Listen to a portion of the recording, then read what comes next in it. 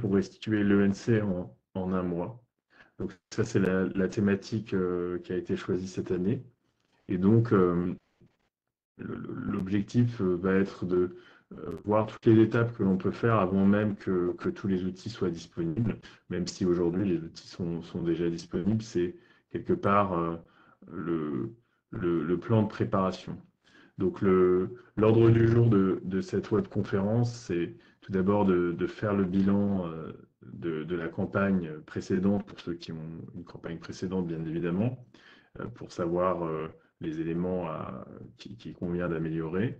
Ensuite, de planifier la campagne de cette année. Le cœur vraiment de notre présentation, ça va être les travaux préparatoires pour préparer le NCHAD. Donc tout ce qu'on peut préparer, on va voir ça avec des éléments très concrets. On verra notamment le découpage analytique, et puis la partie Aramis, qui est tout ce qui est recueil au séjour, et puis la partie Arcane, qui est la partie comptabilité analytique. Ensuite, on fera un point sur les éléments de méthodologie les plus importants.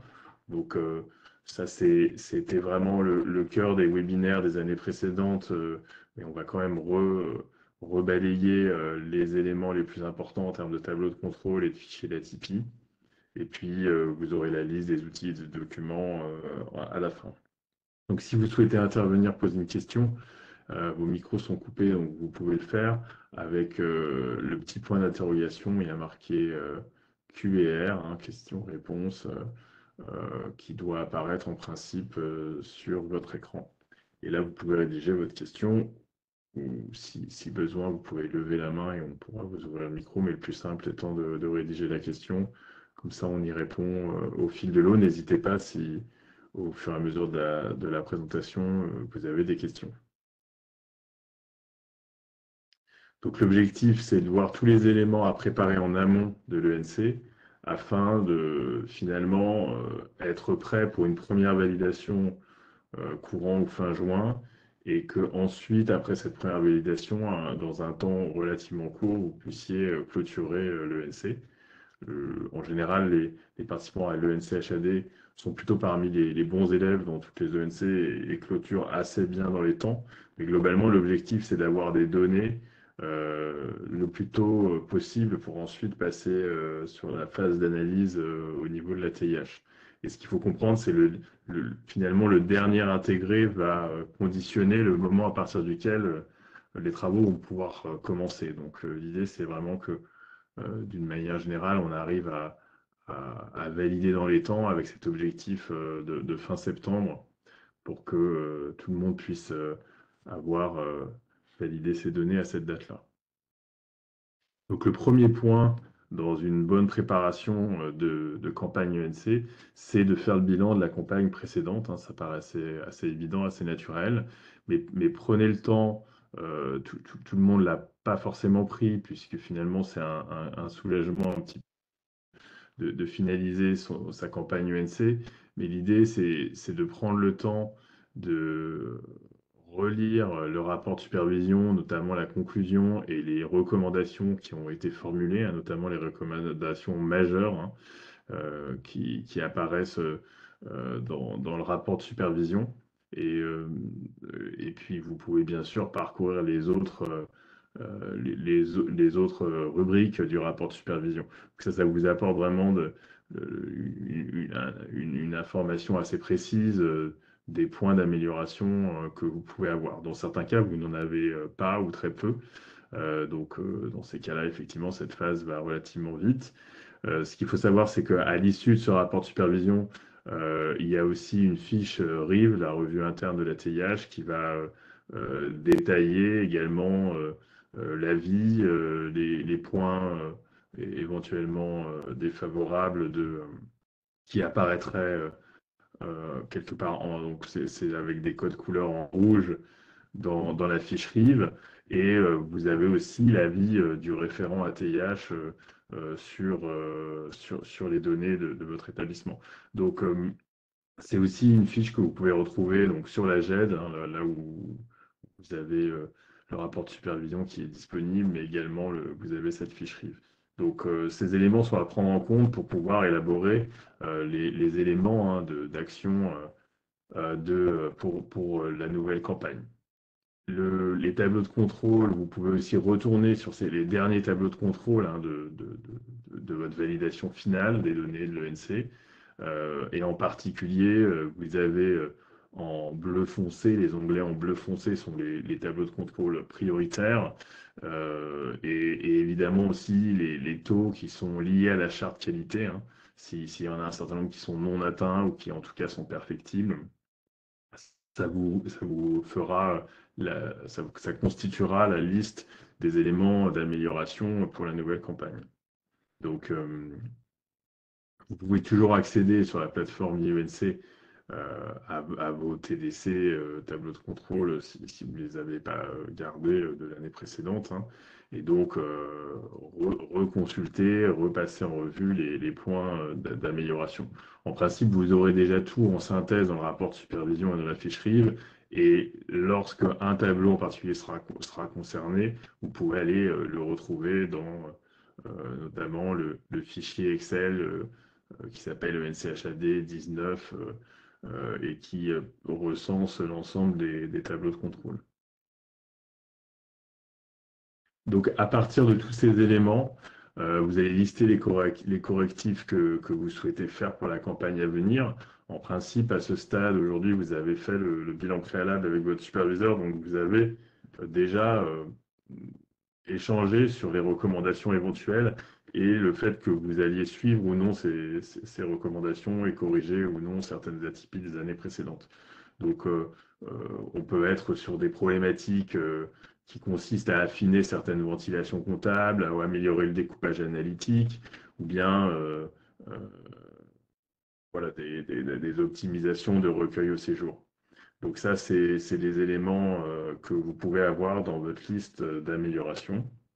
L'objectif, c'est d'en faire un plan d'action avec des échéances. Et dans certains cas, il y a peut-être effectivement si c'est des recueils au séjour, vous allez travailler sur les recueils au séjour 2024, donc ils sont déjà réalisés et il est difficile de revenir dessus. Donc s'il y a des éléments qui concernent, des recommandations qui concernent finalement les recueils au séjour, il faut les mettre en place au plus tôt, puisque les recueils de l'année 2025 ont déjà commencé. Et donc, dans votre plan d'action, il s'agit peut-être de mettre en place des actions de recueil dès maintenant pour les recueils 2025 et donc la campagne de l'année prochaine. Donc, ça, il faut vraiment le garder en tête et pas attendre la fin de l'ENC pour mettre en place des correctifs de recueil au séjour, alors que c'est au fil de l'eau toute l'année que vous allez avoir des minutages ou des recueils de charges de domicile. Donc cette phase, selon le- la qualité et les volumes des recommandations précédentes, nous on l'a estimé entre 2 et 4 heures, mais effectivement elle peut être relativement rapide si vous avez peu ou pas de recommandations. Donc ensuite on passe sur la planification de la campagne. Donc c'est vraiment un point assez essentiel qui va consister, vous avez déjà une équipe en principe pluridisciplinaire qui réalise l'ENC avec des pilotes sur la partie Aramis, des pilotes sur la partie Arcane, euh, parfois des pilotes sur certaines parties, les ETP, des choses comme ça, et puis quelqu'un qui gère l'ensemble du projet.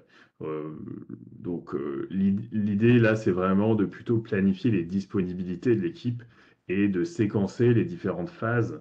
Il y a des phases qui se font en parallèle et puis il y a à un certain moment des phases où vous avez besoin d'avoir les éléments à la fois de recueil au séjour et de comptabilité de ventilation analytique en même temps pour faire votre premier envoi ou les premières analyses ou les contrôles de cohérence avant même d'intégrer les données dans Arcane. Donc l'idée, c'est vraiment de construire un planning partagé, validé avec tous, avec des échéances et avec des séquences de travail qui sont prévues, je dirais, dans le plan de charge des différentes personnes qui peuvent intervenir, que ce soit DIM, contrôleur de gestion, pharmacien, RH ou autres data analystes, que ces personnes-là aient prévu des dates des créneaux pour pouvoir travailler sur les données et que vous ayez donc finalement ce planning établi, partagé, validé par toutes les personnes qui doivent contribuer. Donc ensuite, donc, ça vous permet de planifier les grandes étapes et avant même, c'est ce qu'on va voir tout à l'heure, avant même la mise à disposition des outils, hein, Arcana Aramis qui en général arrive début mars, mais même avant cela, dès le premier trimestre, vous pouvez commencer à travailler sur des éléments, sur les extractions des recueils de séjour d'Aramis, sur des éléments de la balance lorsqu'elle sera disponible, mais sur des éléments de balance de paye qui peuvent être relativement validés relativement tôt par rapport à la balance comptable définitive. Donc ça, c'est des éléments que vous pouvez préparer relativement à l'avance. Donc, dans la planification, il y a la prise de connaissance du guide ENC, des consignes de campagne et des manuels, Aramis et autres outils. Donc, vous avez notamment, pour cette occasion, eu une réunion de lancement avec les éléments principaux qui ont été présentés, hein. Vous pouvez retrouver cette réunion de lancement, la présentation et le webinaire en ligne sur sur les pages des ENC de la TIH. Et puis ensuite, vous avez le téléchargement des outils lorsqu'ils sont disponibles. Donc cette phase de planification, là encore, c'est une durée qui est relativement indicative, mais on l'a évaluée entre 2 et 4 heures. Le calendrier de l'ENC 2024, mais qui est assez similaire à celui de chaque année, hein. Donc au cours de l'année 2024, vous avez fait le recueil des données au séjour. À partir de 2025, vous allez pouvoir commencer à travailler sur ces données. Donc nous, on a mis effectivement une phase qui commence en février de préparation de l'ENC, avec effectivement à partir de début ou mi-juin, la première validation. En réalité, vous pouvez la faire même avant, hein. Il y a déjà un établissement qui a fait sa première validation au mois de mai. Donc, il n'y a pas de date, il n'y a pas de date limite, à part la disposition des outils et de la plateforme. Et de la même façon, il y a des établissements qui, tous les ans, finalisent leur ENC au mois de juillet et n'attendent pas le 30 septembre. Donc ça, c'est vraiment à vous de planifier les éléments et de vous coordonner le plus possible avec les superviseurs pour que les allers-retours et les échanges puissent être le plus efficients possible pour vous permettre de valider vos données et de les corriger dans un temps relativement condensé.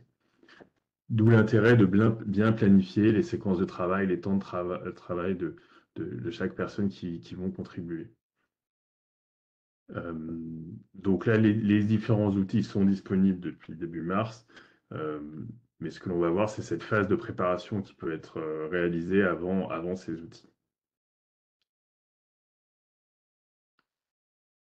On en arrive sur la partie des travaux préparatoires donc, que l'on va vous présenter. On va commencer par la partie découpage analytique.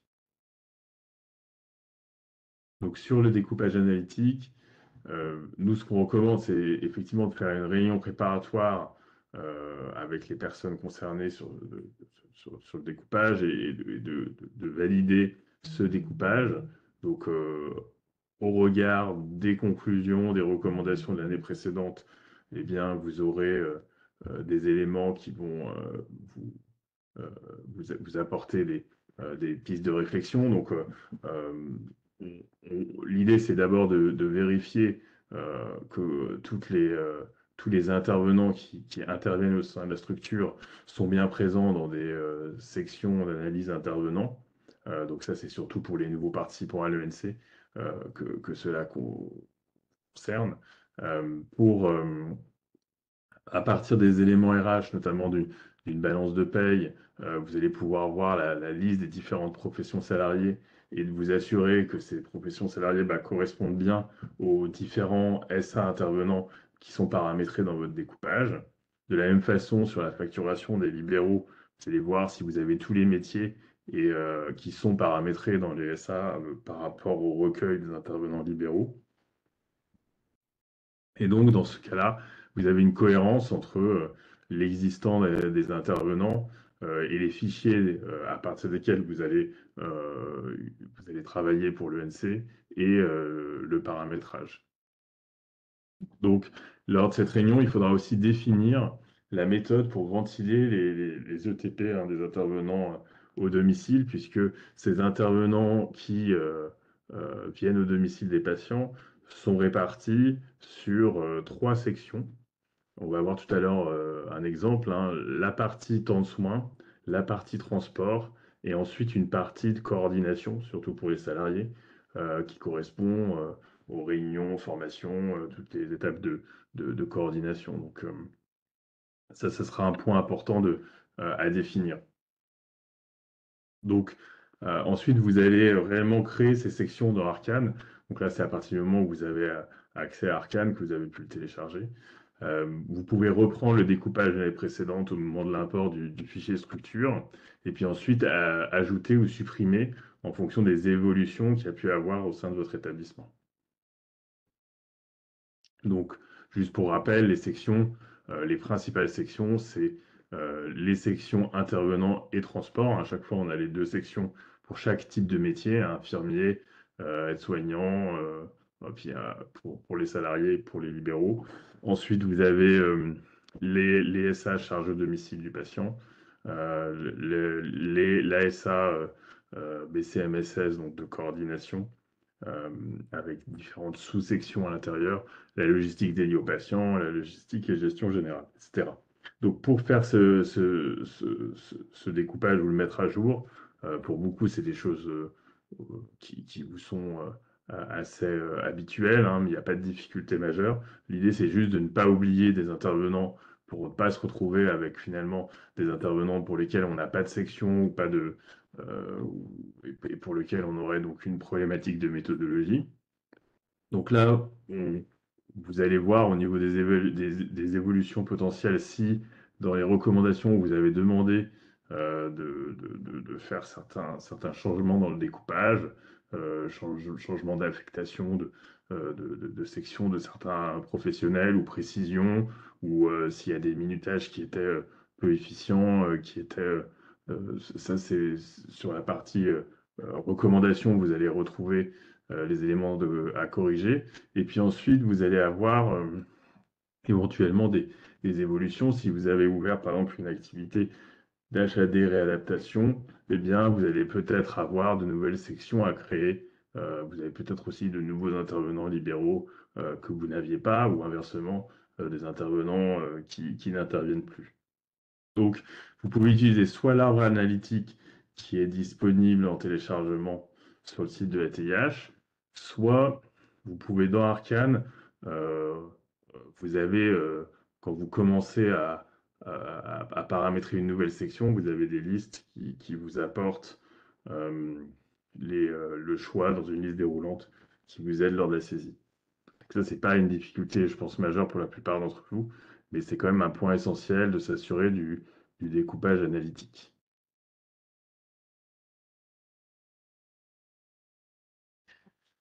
Donc, maintenant, on passe un peu plus dans le vif du sujet des données. On arrive sur vraiment la partie données. Donc là, sur la partie arcane, donc la partie arcane, c'est vraiment la partie où vous allez avoir les ventilations analytiques. Là, en particulier, on a un onglet qui s'appelle l'onglet ETPR, et sur lequel vous allez devoir euh, compléter pour chaque section les ETP en fonction des différents types. Donc vous avez bien sûr, comme on le voit à droite, la segmentation entre personnel médical, sage-femme, personnel soignant, etc. Donc là, l'idée, c'est qu'effectivement, pour préparer ces données d'ETP, vous allez extraire des données d'ETP avec les notions de grade, d'unité fonctionnelle de votre SIRH. Vous allez réaliser les calculs, ou en tout cas la segmentation entre PM, PSPA et sage-femme. Et donc, vous allez préparer ces éléments-là. On verra après que vous pouvez les importer directement plutôt que de devoir les saisir, ce qui fait que euh, ça vous permet d'automatiser ces fichiers. Et si vous avez des corrections, bah, les imports seront plus faciles et exhaustifs. Et puis ça peut vous permettre aussi sur les années suivantes d'avoir une méthode relativement automatisée le plus possible avec le moins d'erreurs de saisie. Donc la première étape quand vous allez faire ce travail-là des ETP, ça va être déjà de vérifier par rapport à l'année précédente les évolutions. S'il y a des évolutions, est-ce qu'elles semblent cohérentes par rapport à la réalité de ce que vous connaissez de l'évolution des ressources humaines dans votre établissement. En même temps que vous réalisez ces ventilations au niveau des ETP, eh bien, l'idée, c'est d'avoir en face, en général, dans ces fichiers, vous allez aussi sortir les éléments de rémunération, la masse salariale, et donc c'est d'essayer de faire en parallèle les deux éléments et donc de maintenir une cohérence entre la partie ETP et la partie masse salariale. Et donc, à ce titre, avant même d'envoyer les données dans Arcane, c'est vraiment une phase qu'on peut faire avant même d'avoir Arcane. Vous allez vérifier que le ratio coût salarial par ETP pour chacune des SA et chaque typologie, personnel médical, soignant, etc., que ce ratio est cohérent, notamment par rapport à l'année précédente et puis qu'il est cohérent par rapport à des ratios, je dirais, de vraisemblance, qui ne soient pas en dessous que le montant soit, si vous avez 10 000 euros de coût salarial par ETP, il est assez évident qu'il y a probablement un problème quelque part dans les données, ou inversement, si vous avez des montants extrêmement importants, vous allez devoir vérifier la cohérence de ces différentes données. Vous avez aussi, au moment de réaliser ce travail de TP, vous devez dissocier la part intervenant entre les temps de soins et les transports. Donc effectivement, ça aussi, il faut que ça soit cohérent et que, en toute logique, le salaire moyen, enfin le coût moyen du personnel de la section transport et de la section soins d'un même intervenant, par exemple l'infirmier salarié, doit être en principe quasiment la même. Donc ça aussi, faites attention à ce contrôle-là.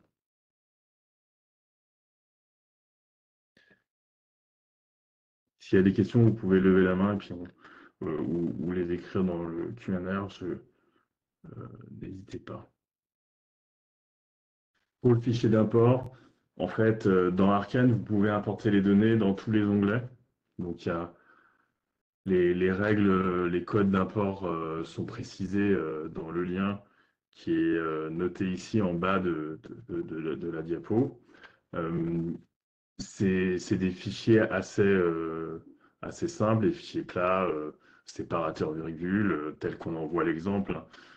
Vous avez le numéro de la section d'analyse, point virgule, là le code de type de personnel et ensuite les ETP rémunérés. Donc ça, c'est un exemple pour l'onglet ETPR. Et donc ça, à partir de la balance que vous retraitez, ou à partir ensuite d'un fichier Excel avec 3 colonnes, vous pouvez générer très facilement ce fichier CSV et ça vous permet, lorsque vous faites ces imports, s'il y a des moments où vous avez des réajustements, ça sera beaucoup plus simple pour vous de régénérer les fichiers, les réimporter et d'avoir une saisie sans erreur, enfin, un import qui évite les erreurs de saisie et qui permet de remettre à jour les données très facilement. Parce que, comme vous le savez, il y a beaucoup de colonnes, beaucoup de lignes, et si on le fait manuellement, on a toujours le risque, effectivement, de modifier quelque chose sur un onglet à un endroit précis et d'oublier de le modifier autre part, notamment sur les répartitions après de masse salariale. Donc c'est là qu'après, on s'en rend compte un peu tard, au moment des tableaux de contrôle, qu'on a fait évoluer les ETP, mais pas la masse salariale ou inversement. Donc toujours sur le TPR, l'idée c'était de faire un focus sur un sujet qui revient finalement assez souvent dans les tableaux de contrôle, à la source des tableaux de contrôle, puisque dans les tableaux de contrôle, on va regarder toute une série d'éléments de ratios, d'indicateurs sur le coût des SA intervenants pour la partie soins ou transport, hein.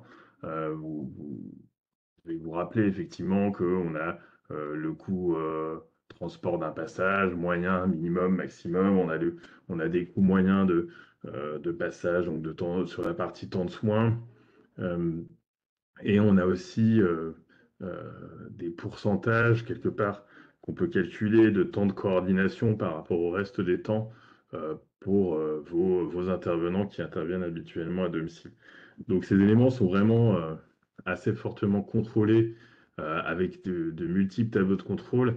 Et donc il est important d'avoir bien défini à l'avance comment vous allez répartir finalement ces codes-parts de TP et par conséquent et évidemment aussi de masse salariale derrière pour les intervenants à domicile.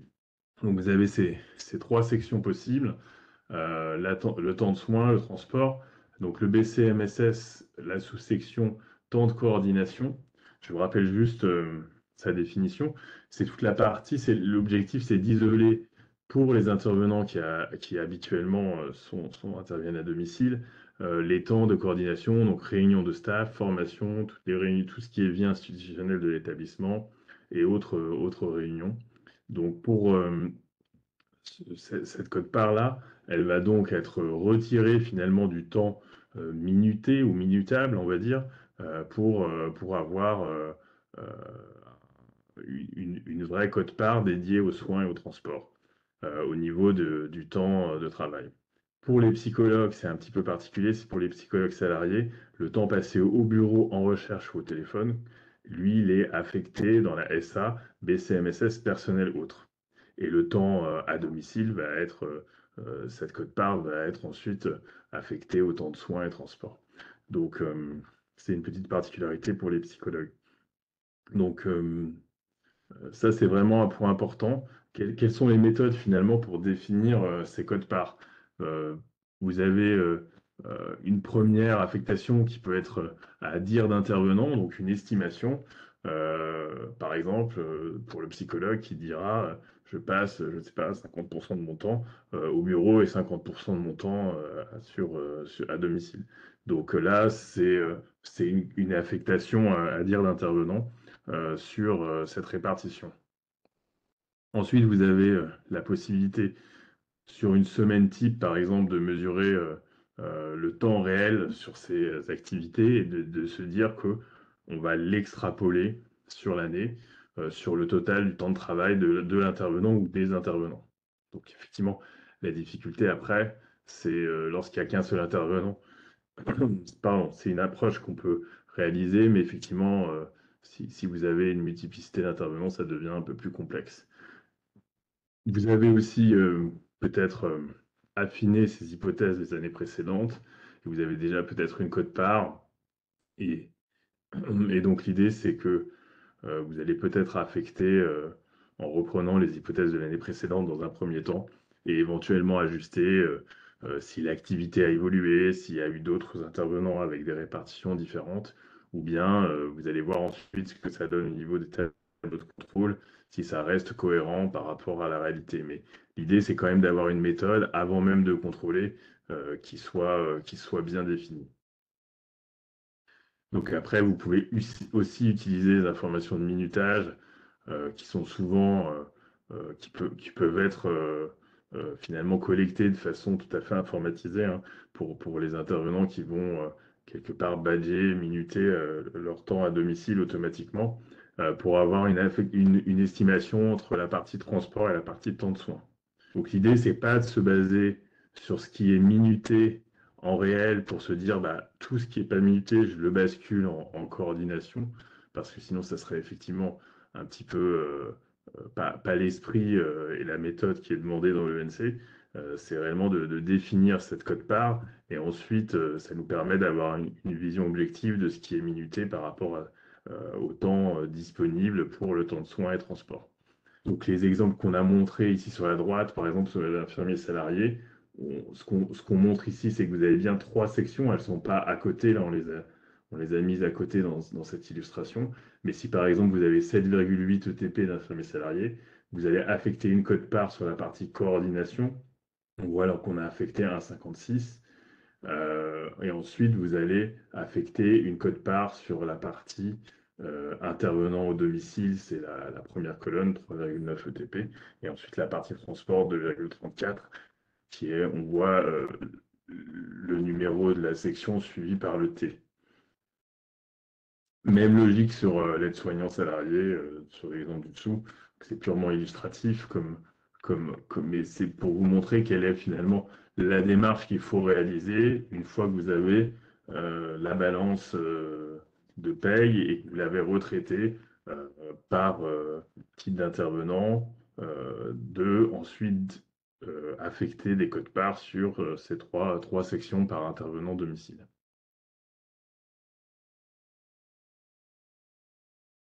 Voilà ce qu'on peut dire sur cette partie des ETP. N'hésitez pas encore une fois s'il y a des questions. On va passer sur la partie clé.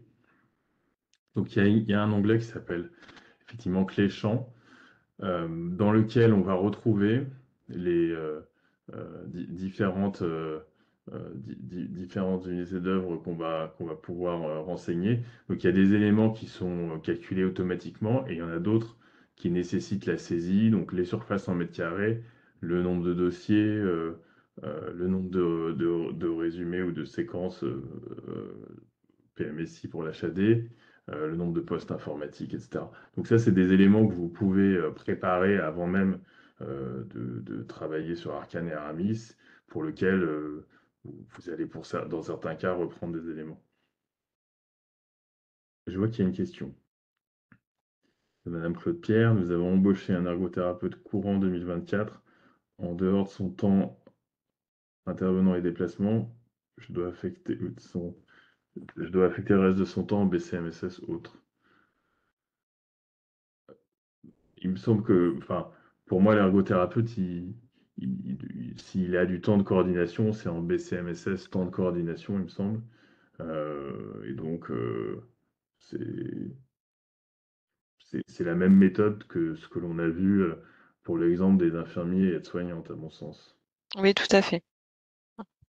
Alors peut-être que s'il y a une phase, effectivement, de montée en charge, de formation, qui est peut-être un peu plus importante au début, et qui fait qu'il y a peut-être une partie, entre guillemets, au bureau un peu plus importante avant que se mettent en place les interventions.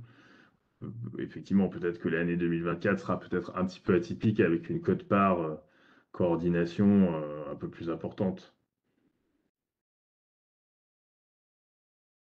C'est probablement effectivement sur la partie HAD et réadaptation que vous avez peut-être l'intervention de cet ergothérapeute. Donc, effectivement, il y a une montée en, on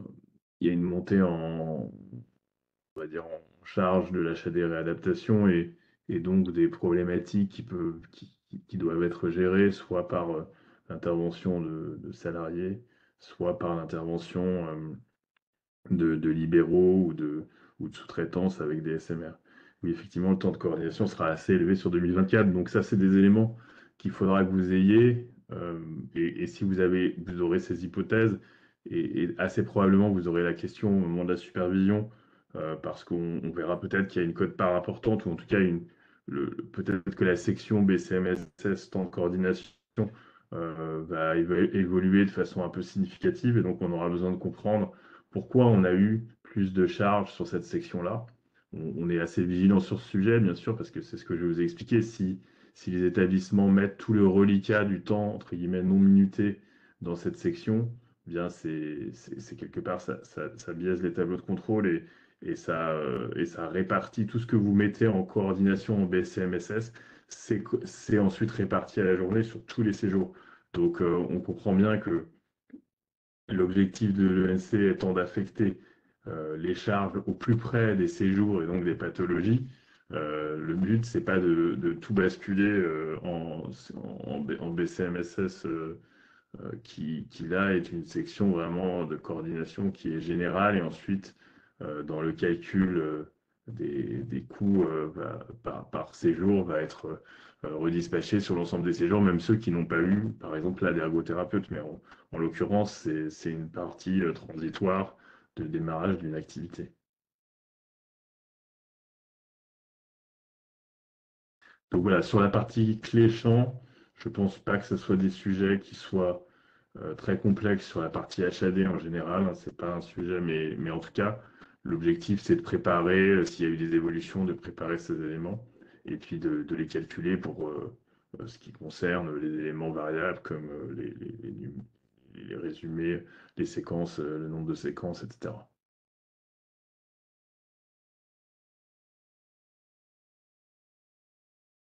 On arrive sur un élément assez essentiel de la préparation, c'est les fichiers de recueil au séjour. Donc ces fichiers, c'est les fameux fichiers Aramis.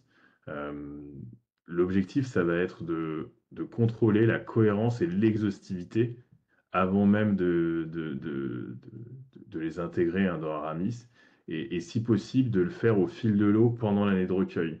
Parce que c'est vrai que parfois les établissements nous disent, je viens de me rendre compte que finalement tel intervenant n'avait pas minuté son temps, que le fichier n'est pas bon. Et en fait, si on s'en rend compte en juin 2025 et que 2024 est fini, bon, déjà, c'est une problématique. Mais la deuxième chose, c'est que ça veut aussi dire que sur les 5-6 premiers mois de l'année 2025, on a aussi ce défaut-là. Donc ça veut dire qu'en cours d'année de recueil, en cours d'année, il faut que vos fichiers de routine soient contrôlés régulièrement pour s'assurer qu'ils sont toujours exhaustifs, complétés, que si des nouveaux intervenants sont arrivés, par exemple, et qu'ils soient au courant de la façon de renseigner le minutage, si ce n'est pas complètement automatisé. Donc là, dans les fichiers Aramis, vous avez les principaux. Le fichier 1, c'est les matériels en location au domicile. Le fichier 2, c'est le matériel acheté ou en crédit bail au domicile, qui est un peu plus rare. Le fichier 3 et 4, c'est les autres charges au domicile, donc les spécialités pharmaceutiques, les consommables, la sous-traitance. Le fichier 5, c'est le suivi des intervenants en minutes, hein, donc vraiment, en général, un des fichiers qui est le plus complexe à gérer, hein, et qui a parmi ensuite le fichier 6, suivi des intervenants en montant. Donc nous, on va illustrer la démarche à partir des fichiers 5 et 6, et vous allez voir, la démarche est assez proche, les contrôles qu'on peut réaliser, et on peut l'étendre bien sûr aux autres fichiers, hein, c'est juste la nature des charges ou la typologie des charges qui va changer, mais les fichiers sont de format très proche, et la logique est la même, hein. Donc on va illustrer ça sur ces fichiers-là. Donc on va commencer par le fichier 5, intervenant minute. Donc là, l'idée, c'est effectivement de suivre le minutage sur chacun des séjours des différents intervenants. En général, vous allez avoir un fichier source qui va être extrait sur un format Excel, hein. Parfois, il provient d'un outil de pointage ou du DPI. Donc, cet outil, c'est plus ou moins automatisé selon les cas. Dans certains cas, il y a des recueils plus ou moins manuels aussi. Donc, la source peut être différente, mais presque tout le monde va à la fin se retrouver avec un fichier Excel avec des milliers de lignes euh, pour préparer l'intégration dans Aramis. Donc avant même de l'intégrer dans Aramis, et comme on le dit, c'est quelque chose qu'on peut faire au fil de l'eau, au fil de l'année. Il y a des contrôles à faire sur ce fichier de recueil. Ce fichier de recueil, on va avoir des éléments, on va avoir la notion d'intervenant, on va avoir les sections donc d'intervenants, on va avoir les dates, donc on peut finalement l'analyser par mois pour voir la saisonnalité, pour voir aussi s'il y a des mois où il n'y a absolument pas de données ou des mois où il y aurait beaucoup plus de données que d'autres. Donc pour voir un petit peu comment sur le courant de l'année, mois par mois, évoluent ces recueils. On les a en minutes, mais nous, notre recommandation, c'est de les convertir aussi en ETP. euh, donc de passer en heures et puis après de diviser par 1607 heures pour avoir voilà, quelque part un ETP normalisé. Et ensuite, de regarder aussi, on a aussi le nombre de passages et on peut regarder aussi le temps moyen, minimum, maximum par passage. C'est des éléments de contrôle de toute façon qui vont se retrouver après dans les contrôles de l'ENC, donc autant les faire au préalable dans les fichiers sources que vous avez générés. Donc là, l'exemple que l'on a pris, c'est qu'on a tout simplement fait un tableau croisé dynamique sur les données pour les aides-soignants salariés. On a ajouté la notion de mois pour voir finalement quel était le nombre de minutes par mois. Donc là, ça nous permettait de voir que on avait quand même des minutes qui semblaient relativement cohérentes mois par mois.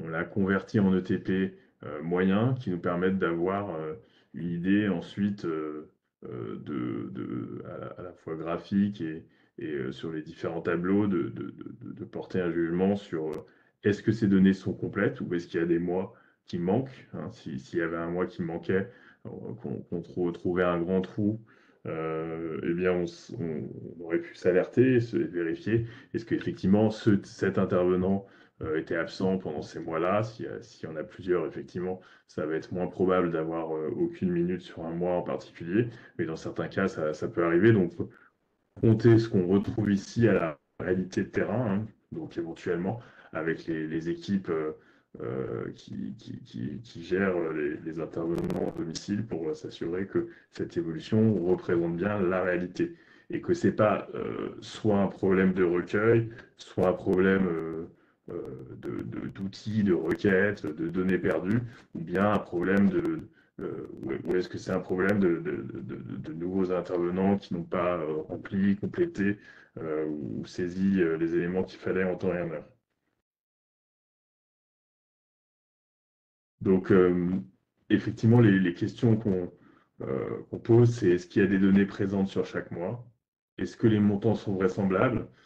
Euh, donc, c'est sûr que si vous avez, par exemple, en ETP, on peut effectivement on verra le comparer aux ETP que vous connaissez, que vous retrouvez dans une balance de paye ou de l'année d'avant, hein. Les montants vraisemblables, effectivement, c'est est-ce que à la fois les évolutions d'un mois sur l'autre et le nombre annuel, hein, de passages paraît cohérent par rapport à des références que vous pouvez avoir. Euh, les variations, est-ce qu'elles correspondent à une saisonnalité attendue, hein? Est-ce qu'il y a des phases où il peut y avoir des congés ou des renforts d'équipe ou des départs de personnes au sein de l'équipe? Donc, si vous avez il faut le comparer à la réalité, hein, de ce qui s'est passé en termes dans les effectifs.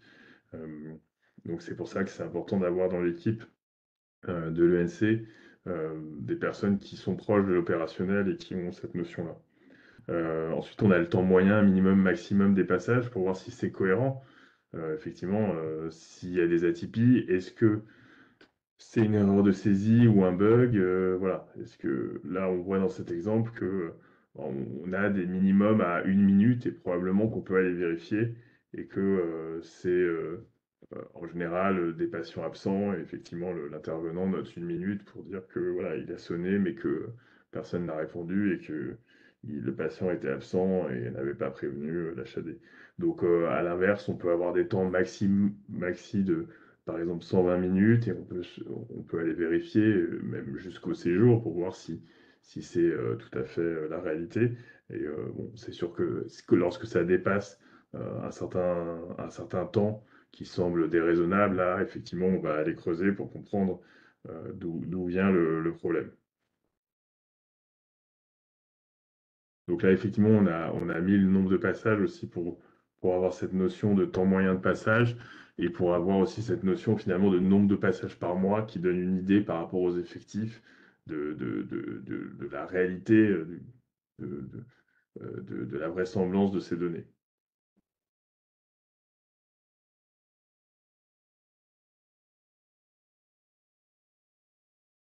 Donc pour contrôler la cohérence, on peut effectivement se rapprocher de données, par exemple, de l'année précédente dans les tableaux de contrôle, tout simplement.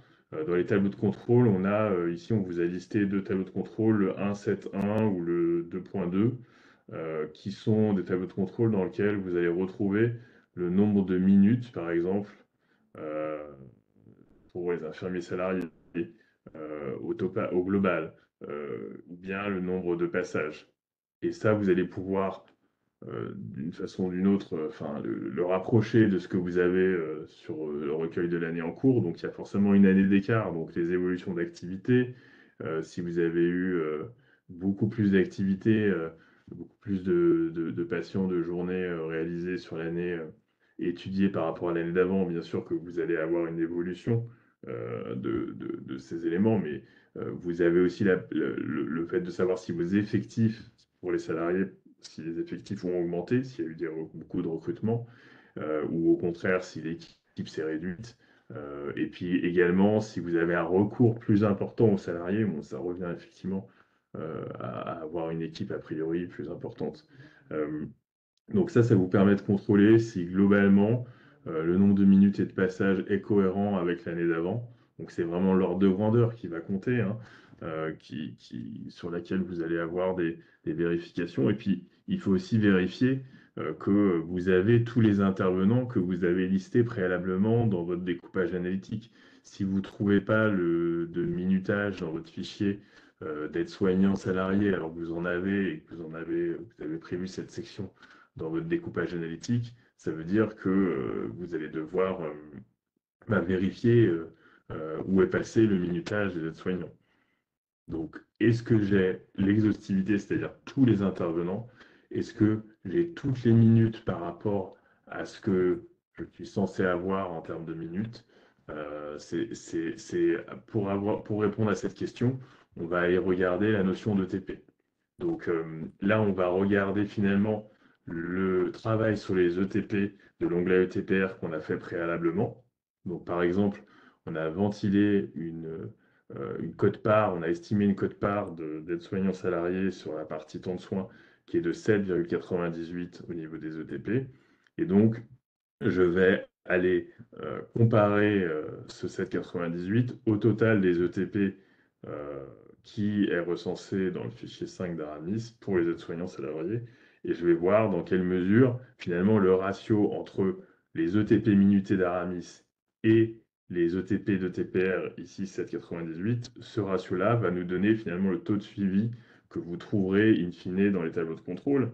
Mais là, bien avant de faire toutes les étapes qu'il faut avant de faire un dépôt et de contrôler, il vous faut vous assurer qu'on a une cohérence entre ces éléments-là.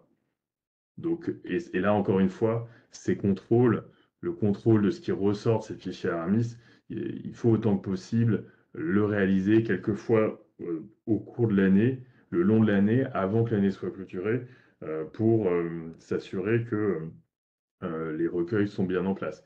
Et en particulier, si vous avez certains intervenants, parfois il y a des intervenants, ça peut arriver assez souvent sur notamment les psychologues ou certains intervenants qui minutent pas tout leur temps.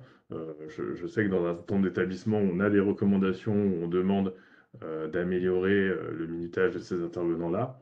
Une fois que vous avez mis en place ce recueil et que les intervenants sont censés le réaliser, eh bien, je vous encourage vraiment à les premiers mois de contrôler que c'est réellement effectif pour pas se retrouver un an plus tard à se dire mais finalement c'était pas vraiment compris ou suivi par l'intervenant en question et on n'a toujours pas le minutage.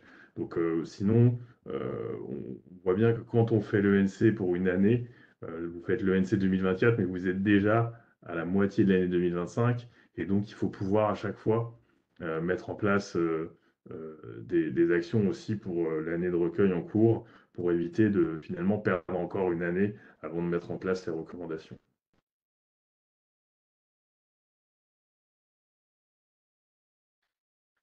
Donc là, je vais vous illustrer le travail qui est faisable sur le fichier 6. Donc le fichier 6 d'Aramis, c'est les intervenants en montant. On va retrouver des choses assez similaires, hein, donc c'est vraiment plus pour illustrer. On va effectivement repartir d'un fichier en général Excel dans lequel on a ces montants au domicile, on a les intervenants, on a la date, on a le nombre de passages. Donc à partir là, par exemple, on a pris des IDEL, on a regardé le montant IDEL finalement au séjour, mais le total par mois. Ça nous donne effectivement une certaine saisonnalité. On s'assure qu'on a bien tous les mois de renseigner. Et puis, on va regarder le montant moyen par passage, le montant minimum et maximum par passage, là encore, pour avoir une notion de vraisemblance.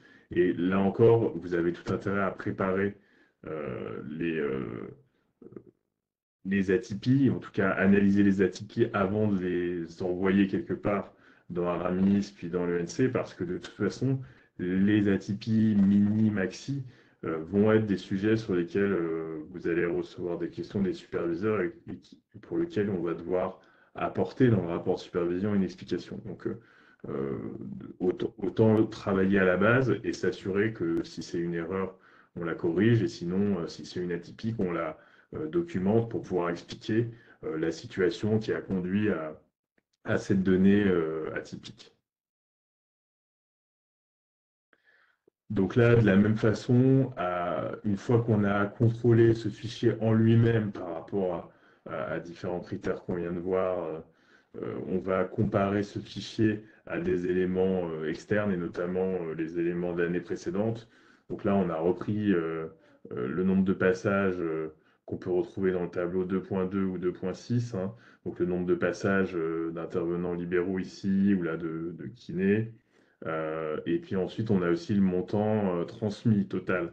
Donc ça nous permet de savoir si ce montant qui a été transmis l'année dernière est proche. Alors là encore, on est encore en train de regarder l'ordre de grandeur, parce que bien sûr, vous pouvez avoir eu, pour plein de raisons, des montants qui ont une évolution importante par rapport à l'année précédente, en fonction de si vous avez eu plus d'activités, si vous avez eu un recours aux libéraux plus important, etc.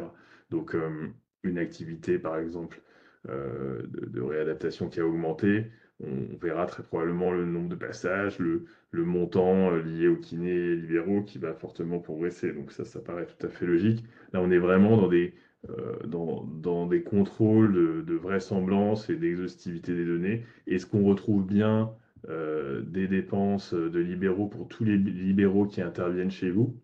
Ou est-ce qu'il y a des données qui, entre guillemets, ne remontent pas dans les exports ou dans les requêtes? Et à partir du moment où on commence à avoir une balance euh, comptable, eh bien, on va pouvoir comparer le montant qui sort du fichier 6 au montant de la balance. Donc ça va nous donner là, on se rapproche effectivement d'un contrôle qui va être celui qui va être réalisé par la suite, à savoir qu'est-ce que j'ai collecté au séjour, par exemple pour les infirmiers libéraux, par rapport à ce que je retrouve dans ma balance en termes de charges infirmiers libéraux pour l'année en question. Voilà ce qu'on peut montrer vraiment sur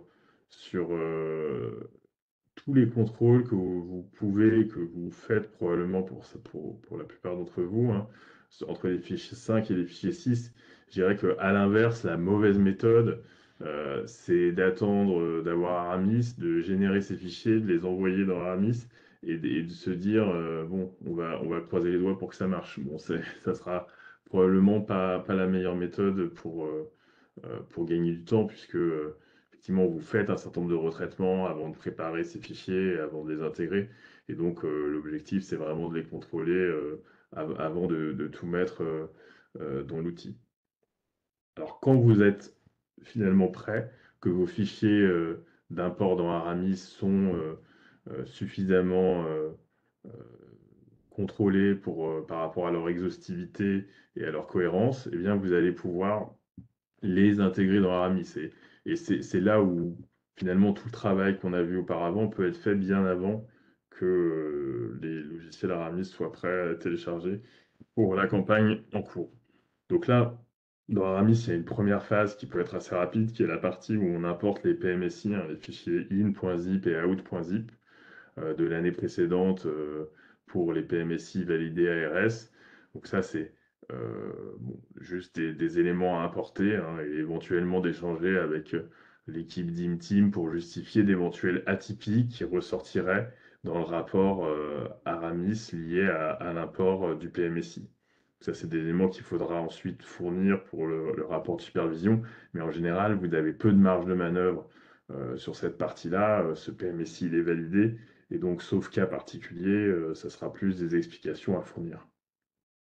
Et ensuite, vous allez importer ces différents fichiers, hein, fichier 1, fichier 5, 6, tous ceux qu'on a vus, tous ceux qui seront nécessaires par rapport à votre établissement et vous allez avoir des rapports qui vous sortent un certain nombre d'indicateurs clés de ce qui a été importé. Donc ça, c'est vraiment important de le regarder puisque vous pouvez avoir des problèmes de format qui font que toutes les lignes ne sont pas apportées ou des erreurs. Donc là, l'intérêt, si on reprend par exemple notre fichier 5 ici, qui est cet écran-là de contrôle, c'est qu'on va retrouver par exemple le nombre de passages pour chaque SA intervenant. Donc là, pour chaque SA intervenant, en fonction du code, vous allez pouvoir retrouver finalement ce que vous aurez déjà contrôlé au niveau préalable dans Excel et également le nombre de minutes par exemple. Et puis ici sur la droite, le fichier 6, on va retrouver pour chaque intervenant en montant le montant hors indemnité de déplacement qui a été remonté à travers les différentes lignes du fichier 6. Également le nombre de passages, le nombre de lignes importées. Donc ça, c'est des éléments où vous allez avoir à la fois des indicateurs très très macro, hein, on va dire les totaux par type de dépense ou par type d'intervenant, mais vous allez aussi retrouver éventuellement des atypies. Donc, c'est là qu'on va retrouver des rapports d'anomalie avec des erreurs. Donc, l'idée, ça sera probablement, donc, vous pourriez avoir des erreurs que vous n'avez pas vues à l'étape d'avant, hein, puisque c'est plus des problématiques de format, de différents contrôles, de dates, des contrôles qui sont réalisés dans Aramis pour savoir si les dates, elles rentrent bien dans la période qui est étudiée. Euh, voilà, si on a une cohérence par rapport à ce qu'il y a dans le PMSI, puisque l'objectif c'est de retrouver pour chaque séjour qui est dans le PMSI les charges dans ces différents fichiers, hein. Donc c'est ce qu'on appelle vraiment l'appariement des données de charge au séjour avec les données du PMSI. On va essayer de raccrocher toutes ces charges au séjour à tous les séjours qui sont dans le PMSI. Donc pour ça, on a besoin effectivement d'un certain nombre de contrôles. Vous allez corriger ces anomalies autant que possible, et lorsqu'il y aura des anomalies qui seront résiduelles, eh bien, ce sera là, il vous faudra lister finalement les explications de ces anomalies que de toute façon vous transférerez à un moment donné au superviseur pour le rapport de supervision. Vraiment, l'objectif que vous pouvez vous donner, c'est que pour la première validation en juin, vous n'ayez pas d'erreur bloquante, donc vraiment que vous ayez quand même des fichiers qui peuvent être chargés, donc de se concentrer sur la correction des erreurs bloquantes. Les erreurs non bloquantes, vous pourrez les traiter un peu plus tard, et dans un certain nombre de cas, c'est peut-être des erreurs qui resteront parce que elles sont des anomalies, mais qui n'ont pas d'impact sur les coûts, et donc vous allez les laisser ainsi après les avoir justifiés. Donc ça, c'est une phase. Cette phase, pour ceux qui traitent les fichiers Aramis, euh, vous savez que c'est une phase qui peut être très longue lorsqu'il y a beaucoup de lignes à contrôler. Euh, donc, ça dépend vraiment une fois que les recueils sont rodés, qui sont relativement le plus automatisés possible, eh bien, cette phase-là, elle sera un peu plus simple.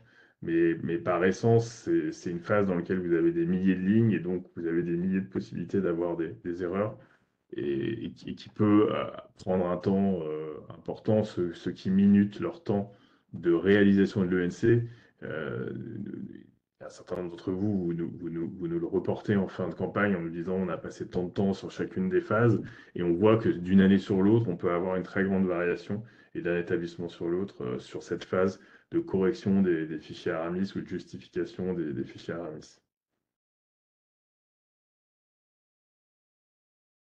Ensuite, vous avez l'import du paramétrage à Arcane. Donc, en fait, vous allez d'abord exporter ce paramétrage dans Arcane. Donc là, on part du principe que vous avez déjà installé Arcane, que vous avez paramétré vos sections d'analyse. Là, vous allez aller, comme on le voit ici, export vers Aramis. Vous allez pouvoir exporter le paramétrage d'Arcane et ensuite l'importer dans Aramis. Ça, c'est vraiment important de le faire puisque ça va vous permettre euh, de, d'avoir un alignement entre les deux, les deux, les 2 logiciels.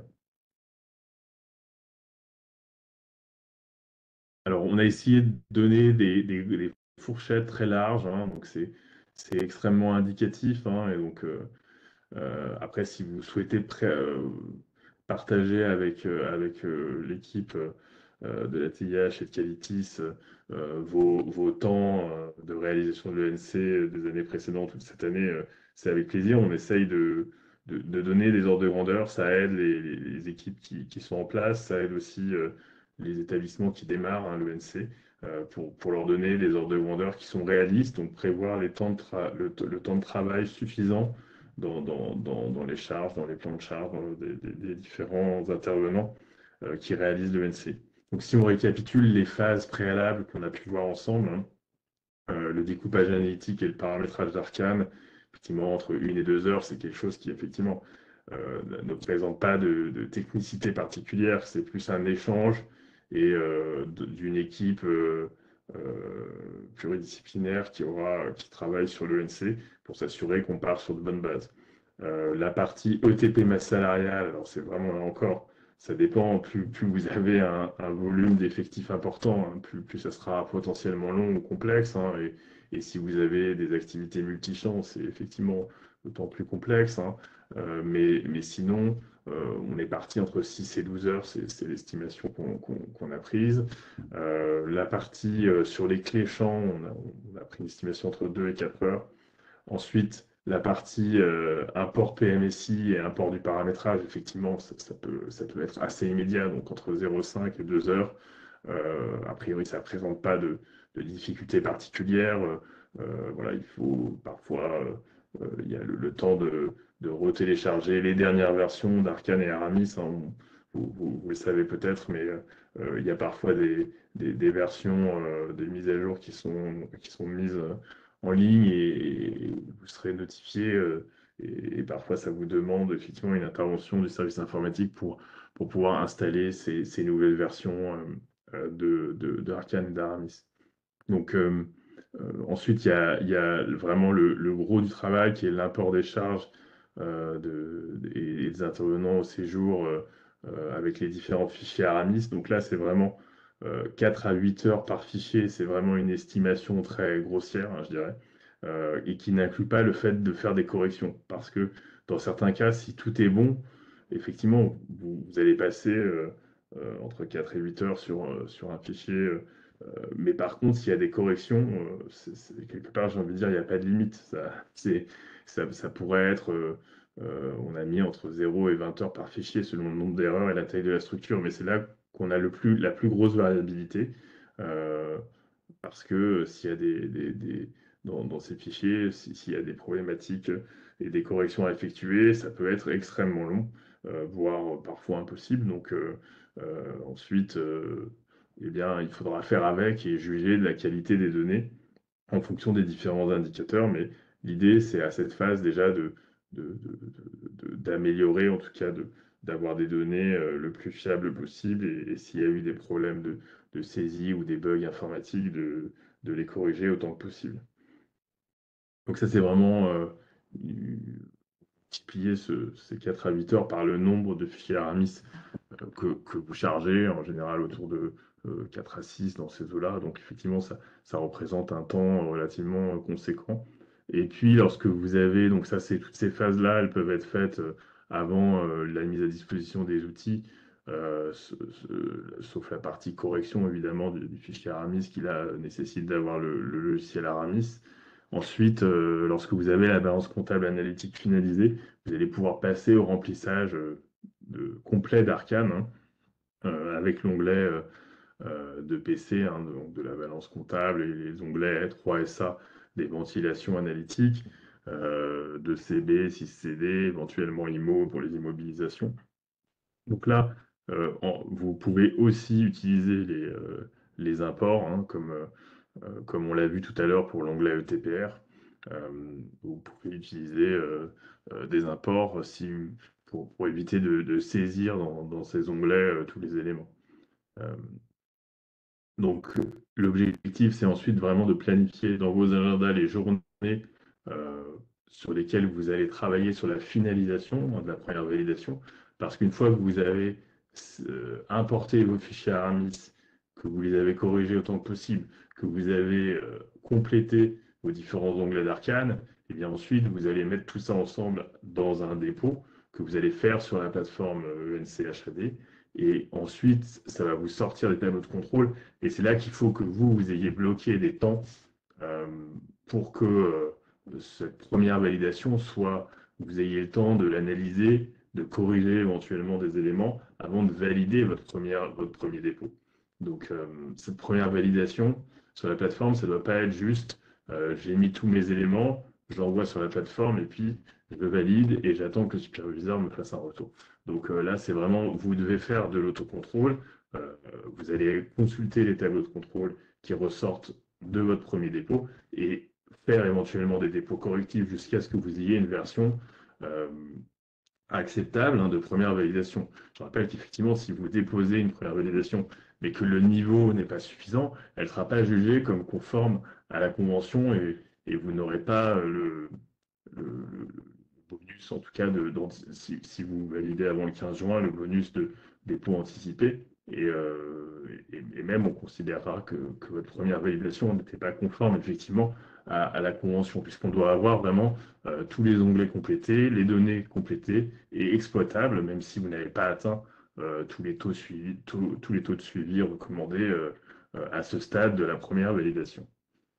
Et le point important, c'est effectivement de prévoir dans votre agenda ces journées d'autocontrôle et ensuite de prévoir aussi du temps lorsque vous aurez le retour du superviseur pour que vous puissiez réagir et faire les correctifs le plus rapidement possible après son retour.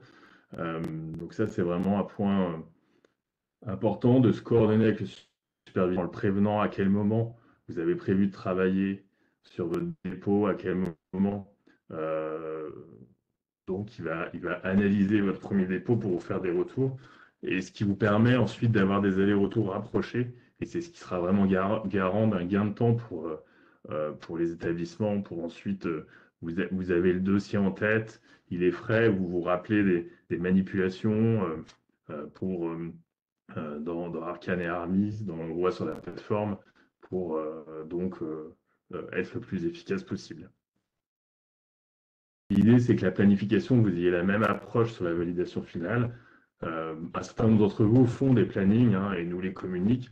Et comme ça, avec les superviseurs qui vous suivent, ils prévoient aussi, eux, du temps dans leur plan de charge pour traiter les données que vous allez envoyer dans le temps rapidement après votre dépôt. Donc, c'est tout l'intérêt d'avoir bien planifié ces périodes de validation qui permet ensuite d'avoir des retours assez rapides, sachant que pour la validation finale, il faut aussi prévoir dans le temps la partie justification des atypies, c'est-à-dire lorsque vous déposez finalement le dernier dépôt, ce que vous pensez être le dernier dépôt, il faut aussi dans le même temps, relativement rapidement, au moment de valider, fournir les justifications sur les sections en atypie et également les GHPC en atypie. Et ça peut prendre parfois un temps assez important. Ça aussi, il faudra le planifier dans le temps nécessaire au niveau de la réalisation de l'ENC. Est-ce qu'il y a des questions à ce stade? On ne voit pas d'autres pour l'instant avant de continuer.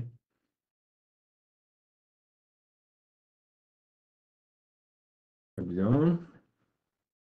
Alors, on a fini cette partie sur les travaux préparatoires à l'ENC. Je vais maintenant euh, vous parler des points de méthodologie les plus importants. Donc là, c'est les éléments plus classiques en termes de supervision, les tableaux de contrôle les plus importants à fiabiliser et à justifier. Pour commencer, juste un rappel de ce qu'il y a dans la charte qualité. Donc la charte qualité, c'est ce qui vous permet d'avoir le bonus qualité et qui est précisé dans la convention de réalisation de l'ENC. Donc là, il n'y a pas d'évolution. Vous avez des taux à atteindre de 90% pour les intervenants suivis en montant pour chaque intervenant. Et donc là, attention, si vous avez un intervenant euh, qui intervient très peu mais qu'il vous manque quelques factures, vous pouvez être en dessous des 90% pour un intervenant et ça, effectivement, vous n'aurez pas le taux de charte qualité pour ce critère-là. Les intervenants suivis en minutes, c'est 90% aussi. Là, c'est la totalité des intervenants. Et enfin, les séjours avec passage d'intervenant. Donc, en fait, il faut limiter et justifier les séjours qui n'auraient pas de passage d'intervenant, qui ne doivent pas excéder donc 10%, puisque le taux avec passage, ça doit être 90% au moins.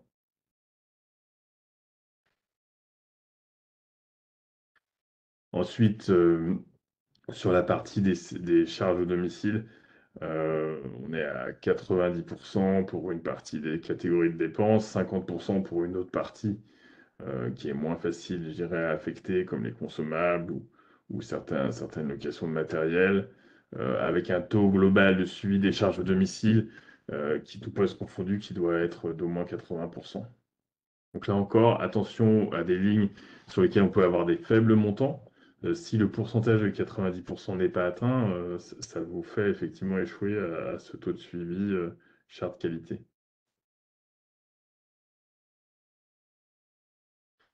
Au niveau des consignes, vous avez un document des consignes de campagne ENC 2024. Il n'y a pas de nouveauté par rapport à celui de l'année dernière.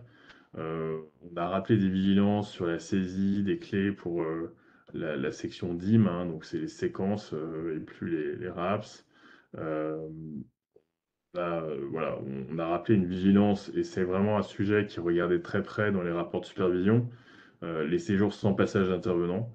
Donc effectivement, on a parlé du fait que sans passage d'intervenant, c'est 10% maximum, mais ça ne veut pas dire que si vous êtes à 8%, que pour nous, c'est forcément une qualité suffisante. On va vraiment euh, vous demander d'expliciter pourquoi sur ces séjours, on n'a pas eu de passage intervenant. Donc il y a des éléments dans les tableaux de contrôle qui nous permettent de le juger, mais on a besoin d'une explication euh, sur, j'allais dire, tous les séjours sans passage intervenant. Euh, de comprendre quelles sont les raisons qui ont amené à avoir ce type de séjour, pour comprendre si c'est réellement des séjours sans passage d'intervenant ou si c'est un défaut de recueil des passages d'intervenants à domicile. Puis également une vigilance assez importante sur les séjours sans charge au domicile, là encore dans la même idée, pour essayer de comprendre s'il y a vraiment des situations dans lesquelles on n'a pas de charge à domicile, et si oui, quel type voilà, de prise en charge peut être réalisé sans charge à domicile. Donc ça, c'est des points sur lesquels effectivement on a une vigilance particulière déjà depuis l'année dernière aussi. Donc, en termes de vraiment de contrôle, il y a un onglet de contrôle dans Arcane, hein, avant même de faire des dépôts, qui permet d'afficher le résultat du contrôle, hein, s'il est noté à vérifier ou si il n'est pas OK, eh bien effectivement, euh, vous avez une zone de saisie libre. On vous encourage fortement à répondre dans cette zone de saisie libre. Ça fera gagner du temps à tout le monde puisque ça va ressortir ensuite et ça permettra de finalement que tout le monde l'ait, à la fois les superviseurs lorsqu'ils réalisent le contrôle et le rapport de supervision, et ensuite la TIH lorsqu'elle contrôle vos données et qu'elle relie les rapports de supervision. Les différents tableaux de contrôle, on va pas tous les revoir, on va en revoir que quelques-uns.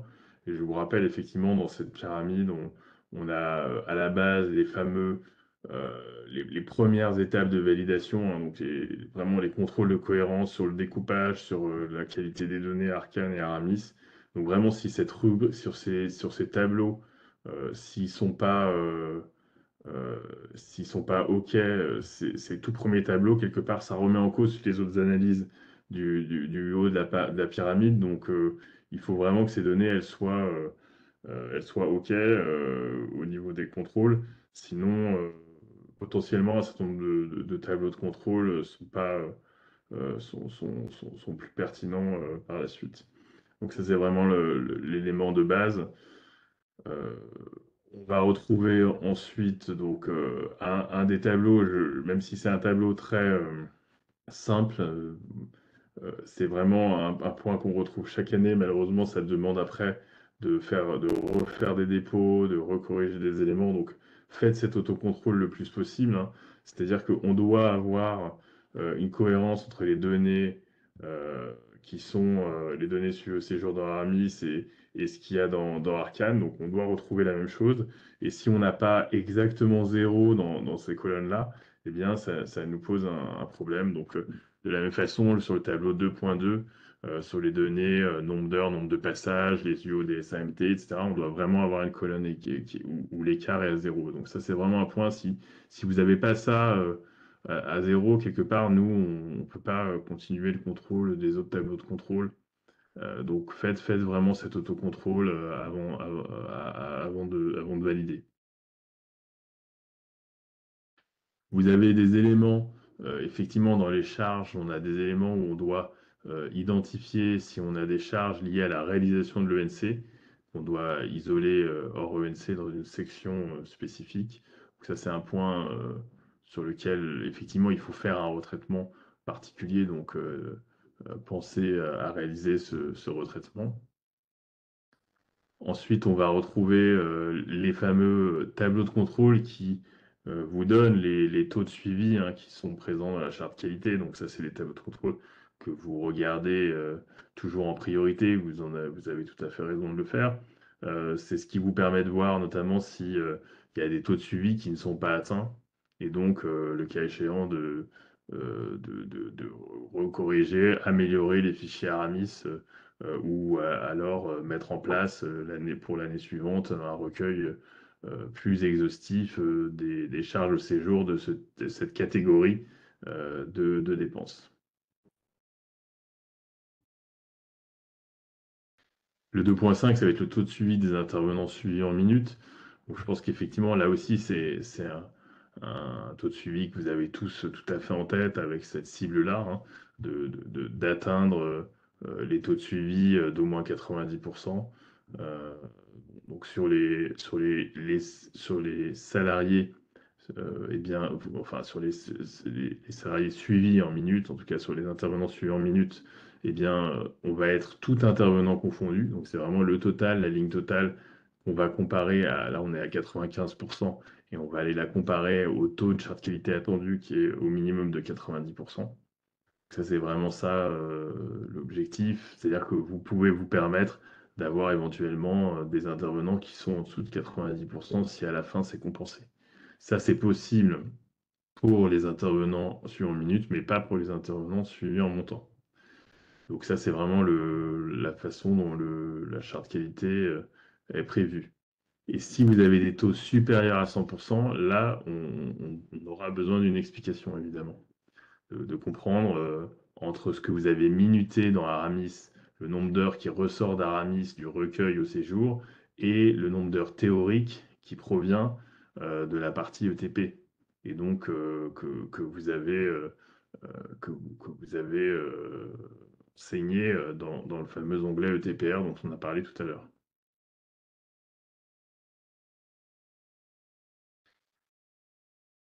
Ensuite, toujours sur le 2.5, vous avez le sujet,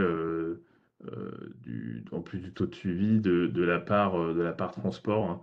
Donc effectivement, on va avoir des pourcentages du transport, mais on va aussi avoir le coût du transport par passage, on va avoir différents éléments, mais ces éléments, il faut effectivement les suivre et s'assurer qu'on n'a pas non plus, en tout cas si on a des variations importantes, qu'on est capable d'expliquer ce qu'on a affecté dans la section transport de l'intervenant par rapport à ce qu'on a affecté dans la section soins. Les deux au total faisant évidemment 100%. Donc là, je voulais juste rappeler sur ce 2.5, sur le tableau 2.5 vraiment de suivi des intervenants en minutes, sur les points essentiels de contrôle, hein, on a parlé si le taux de suivi est inférieur à la charte qualité. Dans ce cas-là, ce qu'il faut faire, c'est s'assurer de ce qu'on a affecté en termes de TP, en temps de soins, en temps de transport, en temps de coordination, et puis de s'assurer qu'on justifie l'évolution d'une part transport si elle évolue de façon importante, notamment si l'évolution du poids transport est supérieure à une évolution supérieure de 10 points par rapport à l'année d'avant. Effectivement, là, ça va nous alerter sur quelle est la raison de cette évolution. Donc, même approche voilà, sur les taux de suivi pour les intervenants en montant. Ce que je veux vous montrer euh, toujours sur les intervenants en minutes, c'est la notion de coût horaire. Ça, c'est aussi vraiment un, un tableau qui est assez important dans nos contrôles. On a besoin de comprendre si réellement le coût horaire qui ressort de vos données est vraisemblable et cohérent par rapport à l'année d'avant et par rapport à l'échantillon. Donc des évolutions tout à fait atypiques, comme on peut le voir ici dans cet exemple illustratif, hein, on voit 75% en moins au niveau du coût horaire et un écart de 56% par rapport au référentiel. Bon, bah là, on va se dire, est-ce qu'il est vraisemblable d'avoir un coût horaire de 21 euros si l'année d'avant on était à 85 euros et que la moyenne est à 48 euros? Bon, donc après, bien évidemment, on va aussi regarder le volume d'heures pour voir si c'est significatif, si le montant concerné, là, ici, 1700 euros, est signifiant, mais d'une manière générale, on a besoin d'avoir une cohérence sur les coûts horaires, et c'est vraiment un contrôle qui peut être assez efficace pour juger de la qualité des données. Donc s'il y a un problème de coût horaire, c'est effectivement soit on a un problème au niveau d'Arcane, soit d'Aramis en termes des éléments qu'on a mis, notamment les répartitions des ETP entre domicile et transport. On avance toujours maintenant plus sur la partie, la rubrique 3 hein, des coûts des sections. Ici, ce qu'on regarde, c'est la décomposition des sections, notamment BCMSS, hein. Mais on peut aussi regarder la section continuité des soins et logistique dédiée aux patients. Donc là, on regarde comment évoluent ces coûts par journée réalisée au niveau de l'HAD.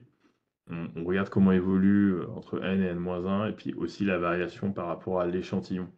Donc, ce qui nous intéresse, c'est de comprendre si, par exemple, là dans l'exemple, on a une augmentation assez importante de, entre l'année N-1 et N, on est passé de 13 à, mettons, 20 euros en charge pour les temps de coordination.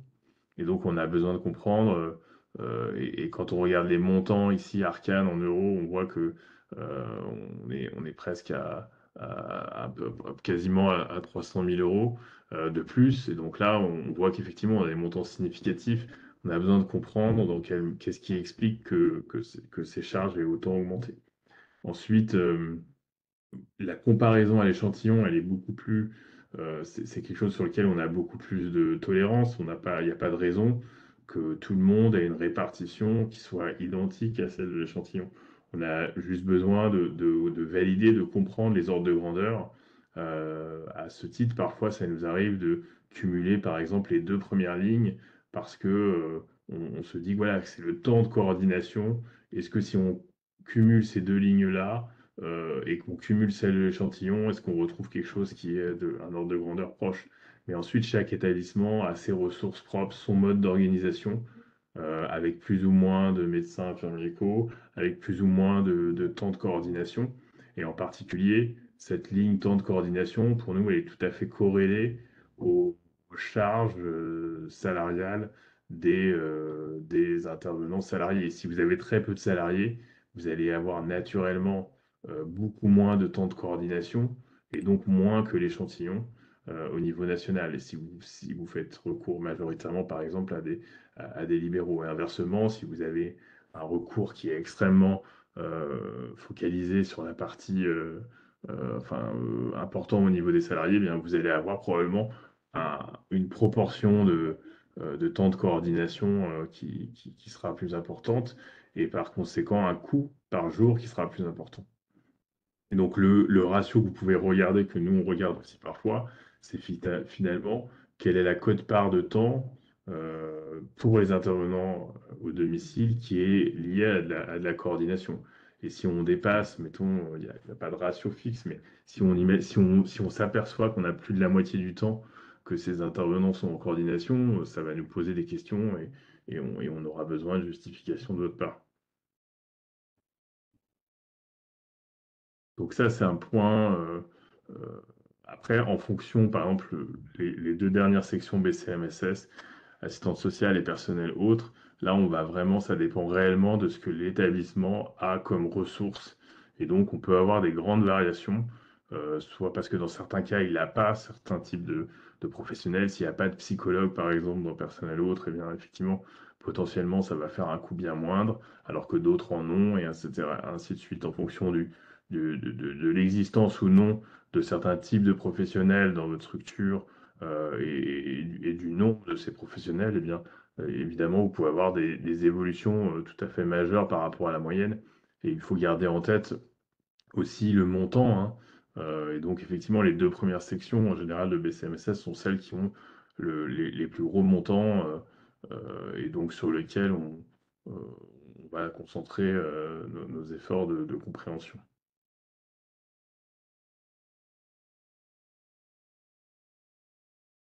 On arrive maintenant vraiment sur les séjours atypiques. Donc, comme on vous l'a dit, les séjours aux séquences sans passage intervenant, pour nous, c'est vraiment un sujet sur lequel on veut comprendre les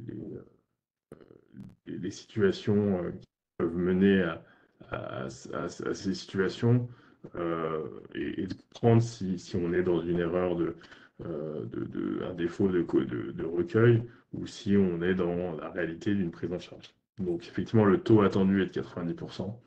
euh, et donc le taux de nombre de passages sans intervenant doit être inférieur à 10%. Mais ce n'est pas pour autant que on va considérer que la qualité est suffisante si vous êtes à 8 ou 9%, même si le taux de charte qualité attendu est de 10% maximum en séjour sans intervenant, sans passage intervenant.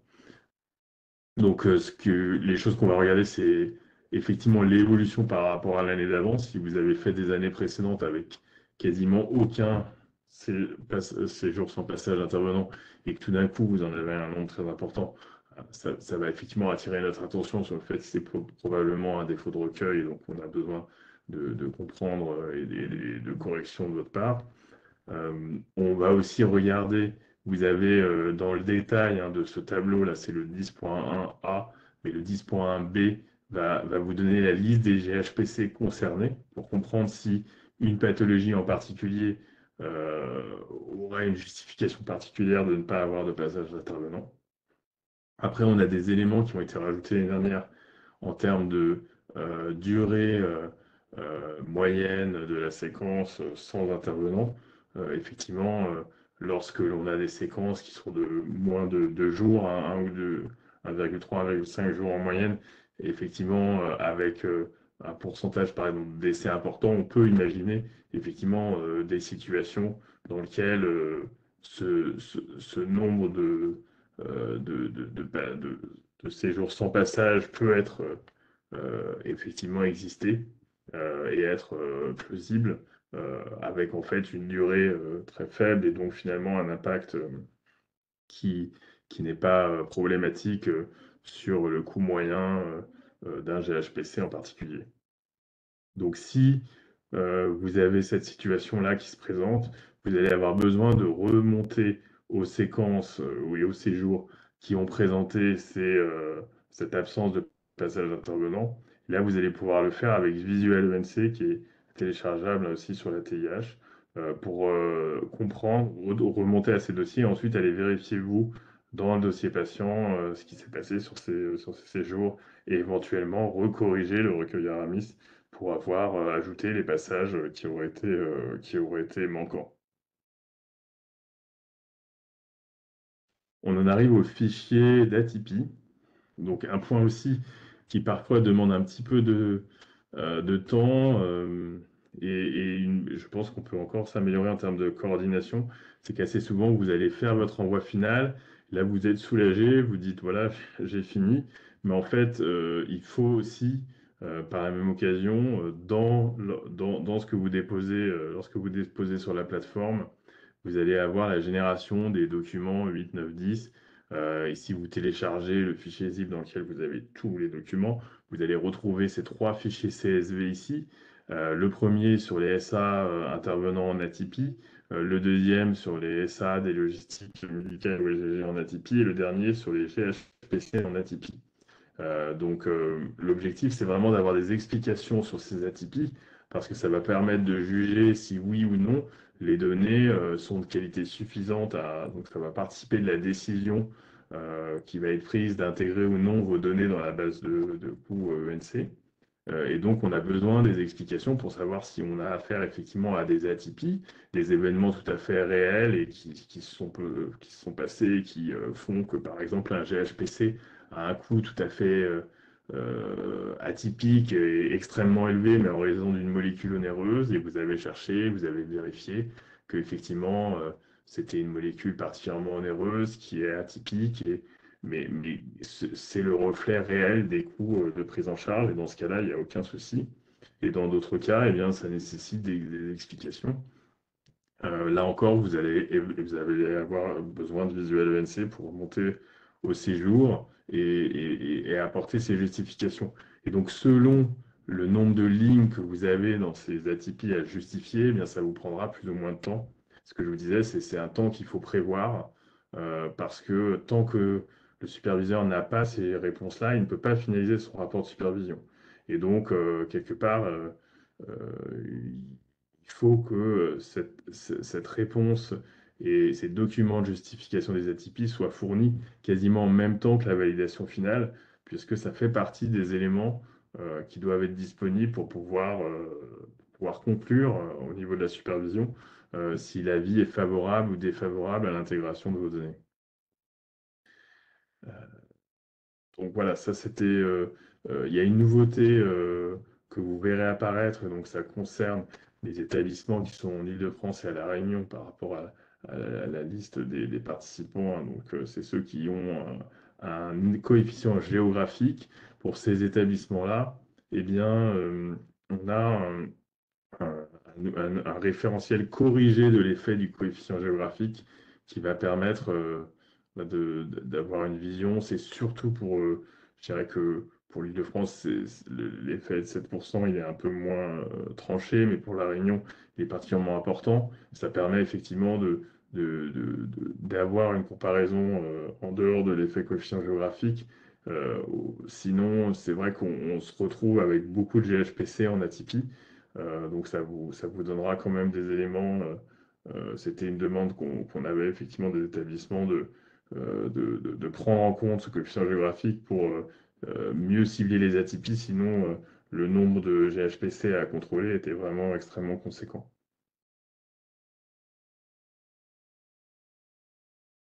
Voilà, c'était effectivement le dernier point de méthodologie sur lequel je voulais vous attirer votre attention et je suis disponible pour des questions.